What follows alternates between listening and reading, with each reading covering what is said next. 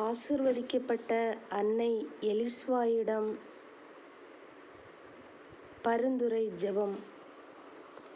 ஒளி வீசும் அணையாத விளக்கினை கரமேந்தி இருளின் பாதையில் வாழ்ந்திடும் அனைவரும் ஒளியின் பாதையில் செல்ல வழிகாட்டி நிற்கும் ஆசீர்வதிக்கப்பட்ட அன்னை எலிஸ்வாயே, நீர் இவ்வுலகில் வாழ்ந்த காலங்களில் துன்பங்களை இன்பங்களாக மாற்றி தாட்சி எனும் புனித பண்பில் உயர்ந்து அன்பின் அடையாளமாகவும் இறை பாதுகாப்பிற்கு தம்மையே அர்ப்பணித்து உமது புனித பலன்களை பெறுகின்ற இவ்வேளையில் இந்த ஏழையும் பாவியும் பலவீனம் உடைய என் மீது உமது இரக்கத்தின் பார்வையை காண்பித்தருளும்.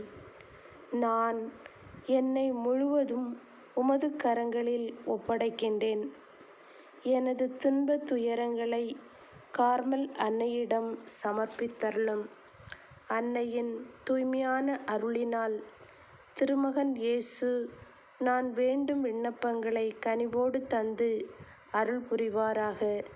தாயே, உமக்குகந்த மகளாய் நான் வாழவும் வாழ்வில் வருகின்ற இன்னல் இக்கட்டுகளையும் பிரச்சனைகளையும் நோய்களையும் சாத்தானின் தொந்தரவுகளையும் தீய நாட்டங்களையும் விலக்கி ஒளியின் பாதையில் இறைவனை கண்டுணர்ந்து என் வாழ்வின் இறுதி மூச்சு வரை இறைவனுக்காய் பணி செய்து வாழ வரம் தர வேண்டுமென்று அன்னை எலிஸ்வா வழியாக இறைவா உம்மை மன்றாடுகிறோம். ஆமென்.